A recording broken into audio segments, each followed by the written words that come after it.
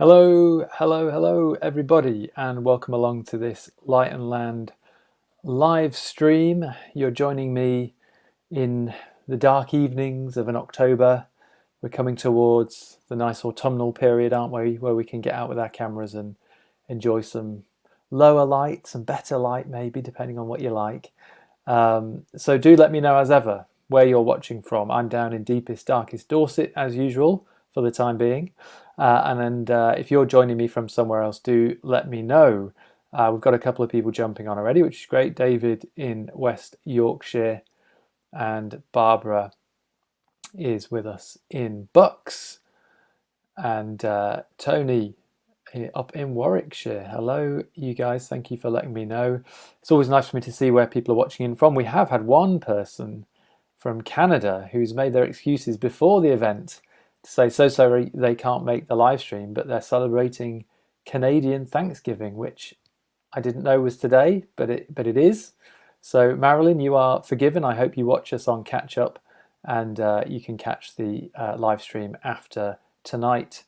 And Dave, clear and slightly misty Reading. Yes, well, I suppose we're getting into that period of the year, aren't we, where the mist can start to come, and sometimes, hello Teresa, sometimes we get those beautiful mornings of side light and autumnal colour and mist. And oh, it sounds good, doesn't it? We're not quite there yet, certainly not in my part of the world. Maybe a bit further north we might be. Diana, Northeast Wales, hello, welcome aboard.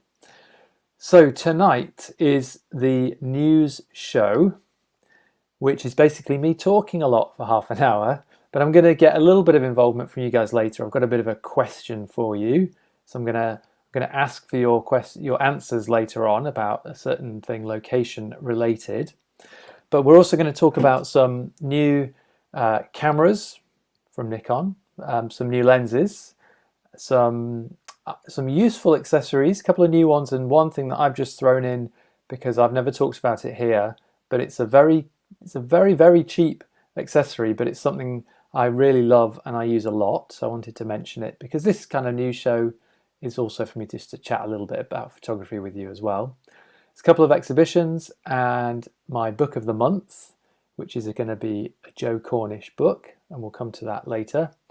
And also I'm going to talk to you, or I'm going to play for you, sorry, a video which I recorded recently with Charlie Waite, and we're going to be doing another one of the image reviews, and we're going to be breaking down an image from Germany made by a Light and Land leader, Damien de Mulder.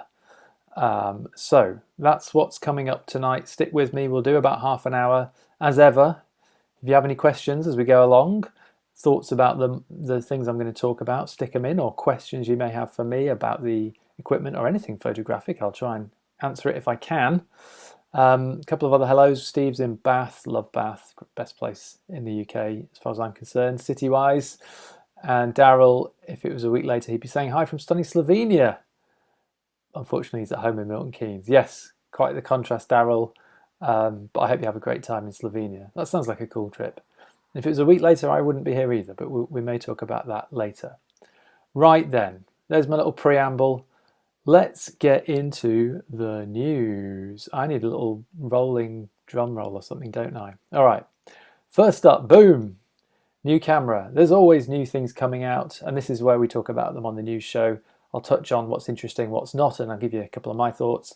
This is the very pretty, and yes, I'm wholly judging it aesthetically, Nikon ZF. So they made a ZF-C last year or 2 years ago, which was a little APS-C retro looking camera. This is a full frame 24.5 megapixel full frame camera, flippy vari-angle screen. You can get it in different colors, that's pretty cool, but you can only get the colors if you order it on the Nikon website, Nikon UK website. If you order from any of the retailers, you're going to be getting the black one, which is fine. And some of the retailers are offering purchase combos, if you will, with little grips and extra batteries and cards and all the rest of it. So it's well worth having a bit of a shop around to see what you can find if you did fancy one. Now, I'll tell you just a very quick little story about these. Isn't it pretty? Look at that. It's modelled on the old FM2, which was a Nikon 35mm film camera Maybe some of you have had a Nikon FM2 or an FM1 or 3 or 4 or whatever you may have had in the past. Let me know. Tell me what you think. Does this look like a retro camera to you? I think it does. I actually had a ZFC, the little one, the little APS-C version. Had it for a few months on trial. And it was really good, really smart, very neat in the hands. If anything, it felt too small for me. I'm used to handling slightly bigger equipment, camera-wise. And for me, the ZF looks like a really neat thing. I'm not going to jump for it because I've already got enough cameras. But I think if you were looking for something that looked a little bit neat, a little bit different, it's smart, isn't it? Look at it. Very neat. Cool looking sort of retro vibes. And one thing I wanted to say, sorry, was it had this flip screen on the back so that you can turn the back screen just like I'm showing you here, so that the LCD bit is not facing out, which is really good. It stops that getting scratched. It makes it look a bit more like a film camera, not a digital camera. And although it's been designed to look pretty, it has got some pretty decent spec, the 24.5 megapixels, 8-stop stability, which is really, really good, especially if you're doing video. The processor is the same as in the Nikon Z9, which is the very expensive full-frame digital Nikon that they make, the top of the range. It's the same processor in this, which is the ZF, 2,300 quid, so it's not shy. And the final little thing I wanted to mention about it was, it's got a really cool little flick switch where it can flick you straight into black and white mode. So instead of having to delve around in your menus, if you want to shoot in black and white and you want to obviously see in black and white through the viewfinder or on the LCD, you can quickly switch one dial into 3 different black or white modes. Standard monochrome, the flat monochrome, which is less contrast, and then the deep tone monochrome, which is much heavier contrast, much darker darks, brighter brights, brighter highlights, sorry. So I think that's a really cool little thing. Now, yes, that's only affecting the JPEG and the JPEG preview. Your RAW will remain, you'll have access to color, black and white, whatever you want. But I am a big proponent of shooting in black and white using mirrorless cameras so that you can see in black and white through the viewfinder. And that little switch is really cool. If I was looking for something new and with that sort of spec, that would be where I would spend my money. Now, a couple of other people have said hello, so let's just say hello to them. Oh, yes, Dave, had a look at the FM2 and the ZF alongside each other at Nikon. The similarity is striking. Absolutely. It does very much look like a film camera. It's interesting that a lot of people have been making those, a lot of manufacturers have been making those. I can't quite reach it, but I've got a little Olympus pen digital camera down there, and that looks just like an old Olympus film camera as well. Phil is in a soggy Fife. Phil, I suspect it's commonly soggy in Fife. Sorry about that, but I'm sure it's very pretty in lots of other ways. And Jez, I know where you are. You're in Dorset, my man, hopefully. So let's keep rolling with news, because we're staying with Nikon. And if you just bought yourself a brand new ZF and you think, you know what I need? I need a 135mm f1.8 lens for £2,700. It's more than the camera. You could buy this wonderful new Nikon lens. By all accounts and what I've seen of the reviews of this is an absolute stonker of a lens. However, I know the vast majority of people on here watching are probably more landscape oriented. I'll include myself in that primarily. And would you really need a 135mm lens, fixed lens with a 1.8 aperture? It would be a luxury, let's say. It could be fantastic in woodland, but you wouldn't often be shooting at a 1.8, let's say. But if any of you out there take any portraits, then this 135 coupled with the 85 1.2 that Nikon make, and or the 50-1.8, which is a really, really great Nikon Z lens, this would be a luxury, like I say, but it's a stunning, stunning looking lens. 1.8 at 135mm gives you pretty amazing depth of field and bokeh and all sorts of shallowness. That's it on a camera. It doesn't look crazy, does it? It's quite stubby, but it's not too long. And interestingly, Nikon, excuse me, previewed a few images on their website using this 135 lens. And I will point out it's called a planar, P-L-E-N-A, and I believe they might well make a couple of other specialist planar lenses in the Nikon Z range. And that's, let's go back to bluebells, that's pretty good, isn't it? I like that. You could get quite creative playing with depth of field front and back at 135. Obviously, like I mentioned, it'd be a fantastic portrait lens. Pretty close up though, so like I say, alongside an 85 or a 50 even, that would be quite a neat option. Let's keep moving on the gear. Got a bit of gear to get through then. Like I say, we're going to talk a little bit about an exhibition, a couple of books, and also a couple of light and land related new tours, and a little feature of one of our photographers, Verity Milligan. We're going to talk about her, and also we're going to talk on Joe Cornish books and Charlie Waite image reviews. So stay with me for the rest of the show. Let's get through the gear though. Sigma have just announced 10 to 18mm super wide angle lens. This is the world's smallest and lightest super wide angle lens, or ultra wide angle lens. This is for APS-C cameras, so 10 to 18 doesn't make it quite as wide as that sounds. Do you guys use wide lenses? Let's talk full frame for a minute. The widest thing I've shot for 5 years is 24mm. I have not shot any wider than that. I don't tend to see things wide. Some people do and it looks great. I don't. Rarely am I below 28 or 35mm, to be perfectly honest. What about you? Do you have any wide angle lenses in your camera bag? Do you use them? Let me know. Let us know in the comments. If you're shooting an APS-C, Sony, Fuji or an L mount and you fancy something wide and very small and light, then this Sigma would be an option. It's f2.8, that's pretty good. You don't really need any more than that. Pretty good astro lens actually, if I think about it. Very light. APS-C is quite nice. So good price as well on those. All Sigma stuff is very good value. $599. There's a couple of nice example images here. I always find the Sigma lenses have a certain colour palette. That might be odd because obviously the camera is giving you that 99% of the time, but it does render very slightly differently. I've had a number of Sigma lenses in my time just to try out on things for tests. And here's a couple of examples of this 10 to 18. So nice if you're a wide angle shooter. That does sound small and light. Now, you might not be a wide angle shooter. You might prefer to stand in a waterfall taking a picture. Joking aside, I can imagine there would be some occasions where you might want a shock-proof, freeze-proof, waterproof camera. And if you do want one of those, Olympus have just brought out this tough TG7. And it looks pretty cool. 12 megapixels. It's not many, is it? But small sensor, so that will feel fairly decent still. This isn't designed though to be a medium format beta. It's designed to be taken into a jungle, into the Arctic. It's freeze proof down to -15, I think I've put there, -10. So yeah, it's pretty cold. It's a cool picture of it under some water here. So you know, any of you who do those tougher mudder challenges, or you fancy going to the jungle, maybe it'd be quite a neat thing to have with you. You could dip it in water up to 15 meters. That's pretty decent, isn't it? For me, it's a little bit spec shy, but obviously I'm not an all-action superhero going in under waterfalls with my camera. But if you are, this is for you. Excellent price, $499. Look at that. You can get it in red or black as well. Let's move on from that. All right, a couple of three-legged thing bits of equipment. And Dave's saying, yes, 14mm occasionally.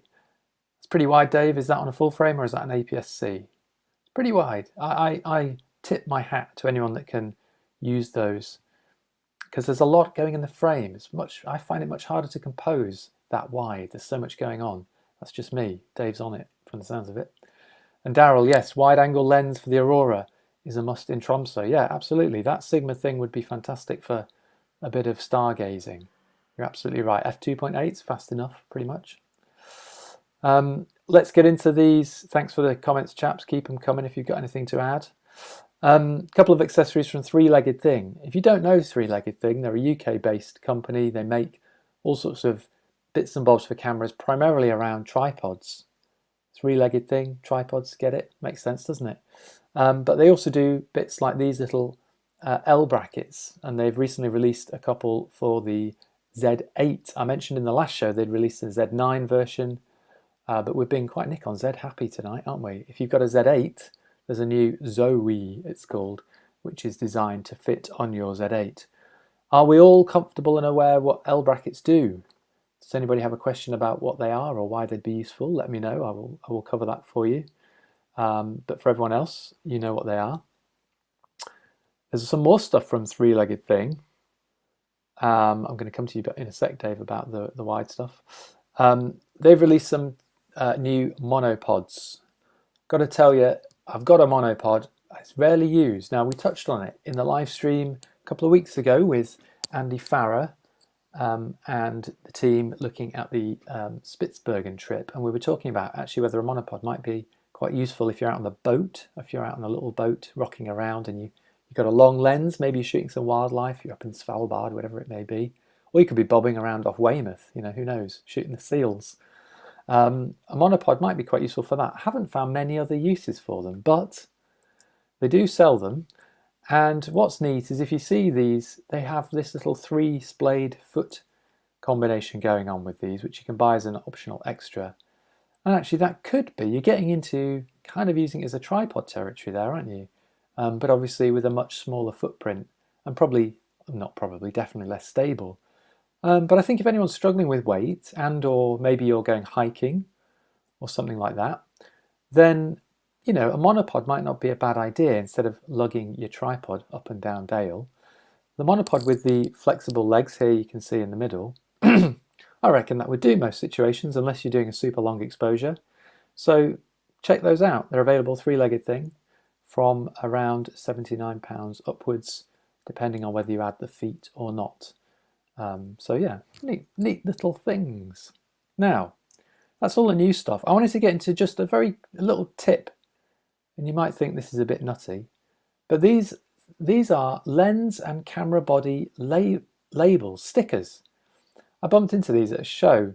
Someone had a sample ones they were giving out, and they're brilliant. They're really, really useful. So if you're like me, and I think Dave might be, because Dave's mentioning he uses wide angle stuff for client-based work. Yes, that can be, can't it, Dave? Sometimes interiors, architectural stuff, real estate, wedding wide angle stuff could be quite fun. But if you're like me and you have a number of cameras and lenses and or just one camera and 3 or 4 lenses, and you've got stuff coming in and out of your bag all the time, these stickers are fantastic. It's a really simple thing, but they make life so much quicker and easier. Otherwise, often you're just looking down at the end of a lens, depending if you have a vertical bag or a sideways bag or whatever it might be. But they're great. I got a set for my Nikon setup, which has got a few lenses, a couple of bodies. And I've got the set for the Fuji now as well. And you can just simply label up the lens on the top, as you can see in the image here. Let me just zoom in a bit on that. Oh, sorry, I can't get any closer.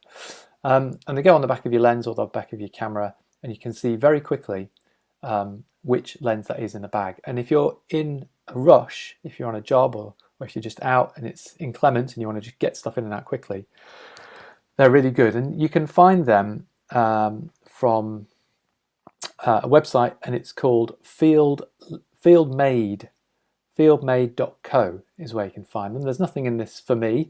Excuse me, I've gone early there. But I'm just telling you they're quite useful little things. They're only a few quid, and they've got Canon sets, Nikon sets, Fuji, Sony, Hasselblad even, I think. They've got all sorts of things. And you can buy individual labels like this, or you can buy a set for the Canon main lenses or whatever it might be. And they're only a few quid, like I say. They're over in Canada, but they ship to the UK. They're really quick, really neat little bits of things to have. Now, just before we move on, Jez says, monopod useful as a spectator of sports and events. Yes, that's true, Jez. Much more subtle having a monopod as well, isn't it, than having a tripod. Also allows you to pan.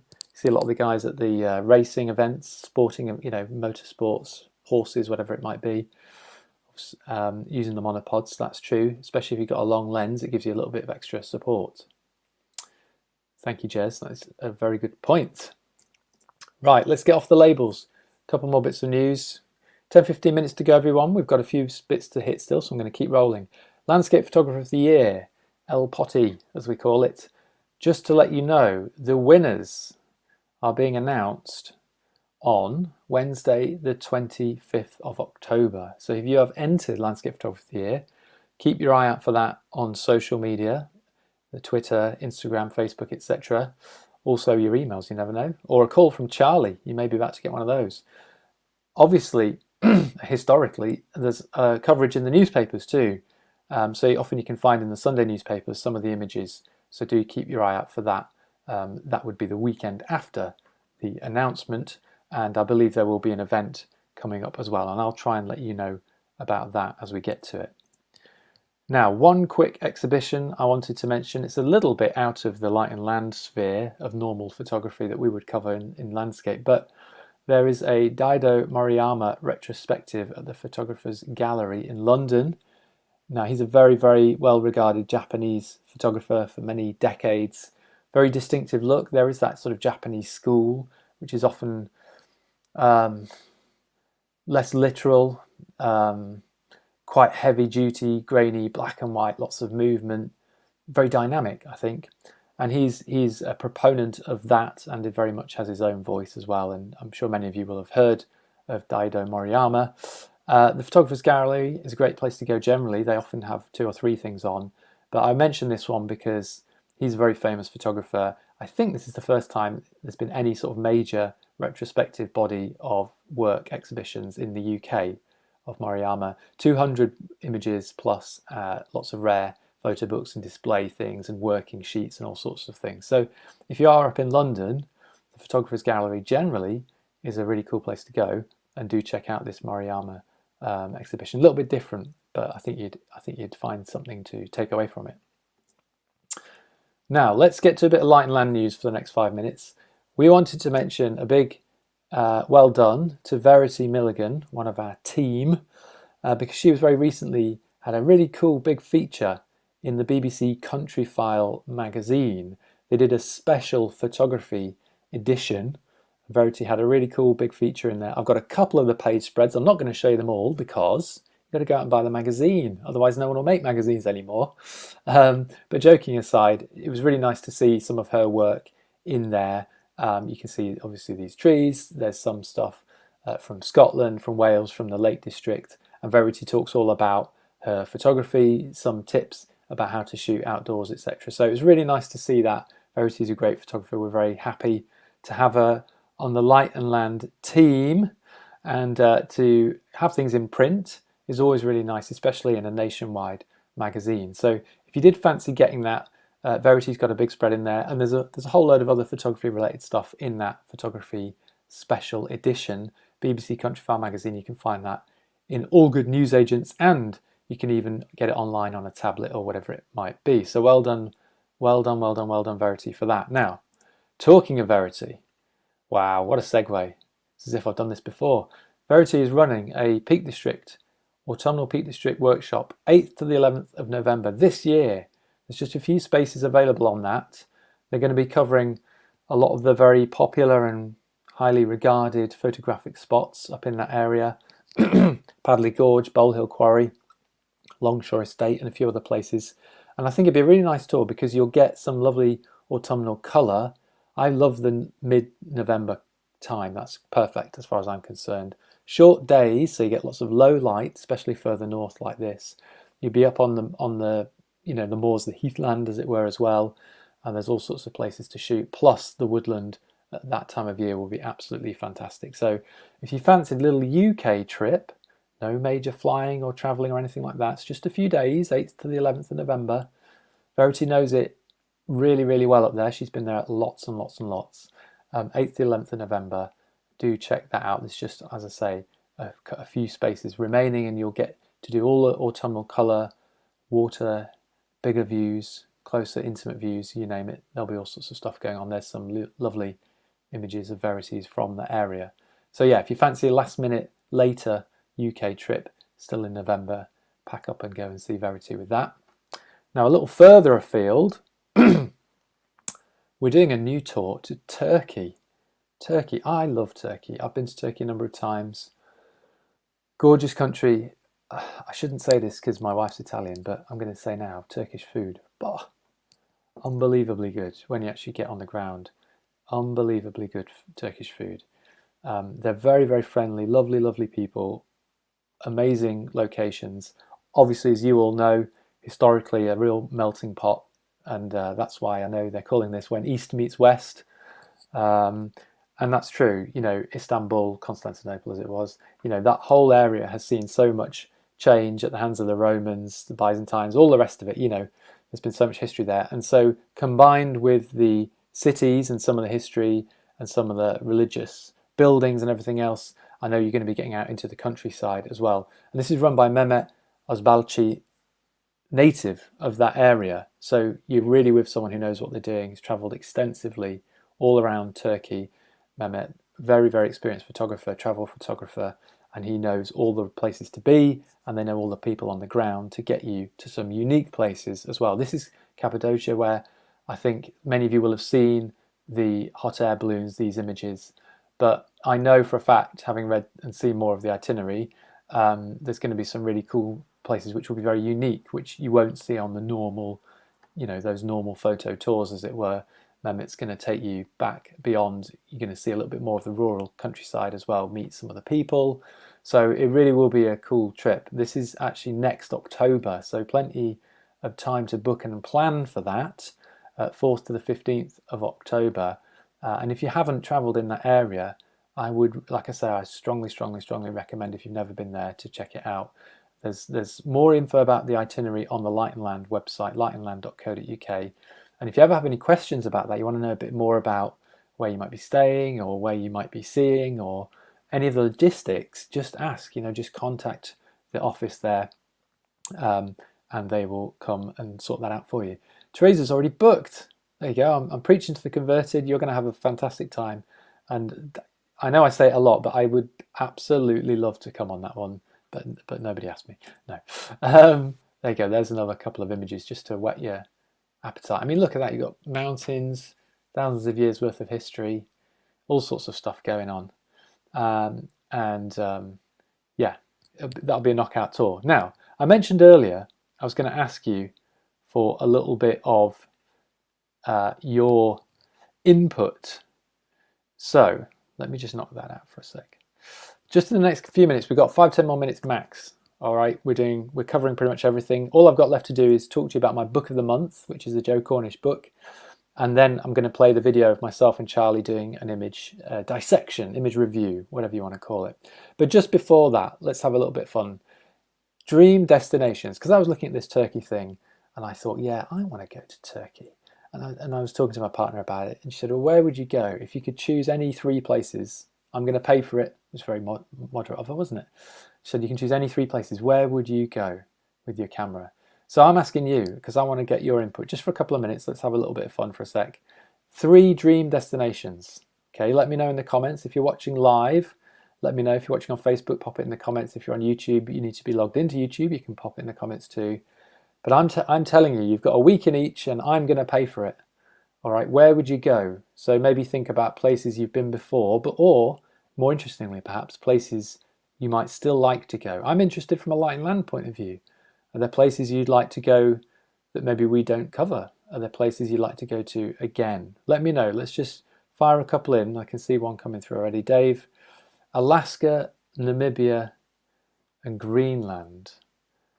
Yes, not bad. Have you been to any of them already, Dave? That's my question. Daryl, Norway, Aurora, New Zealand for the scenery, sorry. And Slovenia, 3rd time in just 53 weeks. Daryl, I think you like Slovenia. I like that. That's good. New Zealand, yes. I've been very lucky enough to go there. South Island especially. It was particularly photogenic. Now, there was a little article I found online about this, and the top 5 most photogenic places in the world were voted for: Bolivia, Cinque Terre, Italy, Sequoia National Park, California, Milford Sound, New Zealand, and the Namib Desert, Namibia. So a couple of those coming up, which you guys have mentioned as well. Diana's saying Mull, Bempton Cliffs, and Torridon. Yes, Torridon. Torridon's an amazing place to go. Dave's been to Alaska and Namibia already, so just Greenland there that you've not done, Dave. Get that sorted. Teresa, well, just last couple of these we'll do, and then I'll keep rolling. But it's nice for me to hear. It's good to check out where you guys would want to go. Maybe I'll tell you mine if I can think of them. Belize, Peru, Guatemala. Yes, I'm with you on the Peru, Teresa. I'm absolutely with you on that. South America would be in my 3. I know I should be a bit more specific about that. It's pretty broad, isn't it? And Barbara says Greenland, New Zealand, and Sikkim. Sikkim, Barbara, forgive me. That is not leaping out at me. Could you let me know where that is? Forgive my ignorance. I feel like I should know. And I don't want to guess wrongly, so do let me know, Barbara, where that is. And Jez is saying, oh, wow, you've even given them a 1, 2, 3. Japan for the cherry blossom, Antarctica second for the penguins, and the third TBA. All right, there's an open window there, Jez, for us to get that. Kerala and Borneo for Peter. Yes, well, Charlie's, if he's not out there now, has he gone already? I can't remember. He's doing a tour out to Kerala, isn't he? So that would be one to get on at some point. And Ken, Dolomites. Yes, excellent choice, Ken. Bolivia and Alaska. And thank you, Barbara. Sikkim, sorry, is Himalayas. Okay, great, cool. Yes, I'd love to go there as well. Fab. All right, well, there we go. We can all dream, can't we? If we win the lottery, I will take you all. We'll just do a massive Light and Land tour around the world. Okay, let's get into the final bit of my chat, and then I'm going to play the video for you. So, yeah, a couple of others I'll pick up there at the end, perhaps if I get a chance. Phil saying New York, Italy, back to Lewis in a couple of weeks. Yeah, they're pretty solid there, Phil, as well. Right, I always do, don't I, on these news shows, a book of the month. And I think you all know now, if you've watched a few of these, that it isn't a new book commonly. It's a book that I just pull off one of my bookcases and I think, yeah, I'd like to talk about this, or this book has been important to me, or I think this book is interesting because. We featured a different variety of work. We featured some landscape, some street stuff, some travel, and I've got loads more I can throw at you. But I wanted to cover this because I happened to be in communications with Joe fairly recently about other things, and it made me just remember back to some of his work which I've admired over the years, and the way he thinks about his photography and the way he approaches his photography. And the reason why I've put this book up, excuse me, is that it is not as simple as just a photo book. And quite in the recent few years, there's been quite a lot of photo books, hasn't there? Some self-publishing, some smaller publishers like Kozu Books, for example, do some excellent landscape photography books. Then you've got obviously the more mainstream stuff from the Magnum photographers and all sorts of other things. But commonly they've been photo books whereby it's a collection of images, occasionally a little bit of text, but not much else. Whereas this book, Joe Cornish, A Photographer at Work, was done in partnership with Eddie Ephraim's, who's a book designer, photographer himself, and many other things, writer as well, I should say. And what actually they do throughout the book is Eddie and Joe travelled a lot together, photographing over a period. And Eddie would document how Joe was working, and he would talk to him about what his processes were in the field. And it was at the point where Joe was crossing over a slow transition, actually, from film to digital. And I know he found that transformative, but also something he needed to get his head around, in that the digital files react differently. And so there was this period where he was shooting both, and he was using very small digital cameras, big medium format backs, and also big medium format film cameras and large format film cameras, sorry. But I love this book because I think if you are a landscape photographer especially, it's sort of like being out with Joe especially on a workshop in a small way, in that you get to see a little bit of the background scenes, the working scenes, how he approaches a scene in particular, some of the challenges of locations and so on and so forth. So it's not a how-to book, and it's not just a photo book, i.e. with 50 lovely images. It's somewhere in the middle. You know what it is? It would be today a collection of really good YouTube videos in a way, in that you see a bit of the background, you see the main thing, and the photographer communicates with us via Eddie Ephraim's writing about some of the challenges, some of the approaches, and there's technical things that Joe and Eddie talk about. There's more philosophical things about how the importance of photography, how you can communicate with photography, etc. So if you don't have this already, do find one. They're available very affordably online. I saw them £8 to £10 earlier today. I had a quick look just to check they could still be got. And as I say, I think you would take something from it. There's some really nice intimate detail images and location info on that, and there's some broader, wider landscapes as well, talking about times of year, etc., etc. So Joe Cornish, a photographer at work. There's also some of his more local shots to him up in North Yorkshire, which is a really beautiful area, which he knows obviously exceedingly well. And so I think it's a really great book to just mix it up a bit. I love to have a bit of text and learn a bit more about the photographer where we can, alongside just nice photo books. So yeah, check that one out if you get chance. Right, we're nearly there, everyone. So there's just to wrap up, I'm going to tell you what's coming next, and then I'm going to play the video with Charlie and I talking about an image review. And the image we're going to talk about is by Damien de Mulder. Damien is a Light and Land leader, very, very experienced photographer, writer, workshop leader, tester of gear. He does a lot of gear testing and workshops for manufacturers, and he primarily, I don't want to put words into his mouth, but I know he enjoys shooting in urban environments, in the street, architectural stuff as well. So we're going to talk to Damien. He's doing a tour to Berlin, and we're going to talk about Berlin, but we're also going to talk about his other photography work in and around London, some of the street stuff he does, some tips around that, travel photography, all sorts of stuff. He's a very, very experienced photographer, so I'm looking forward to having Damien on.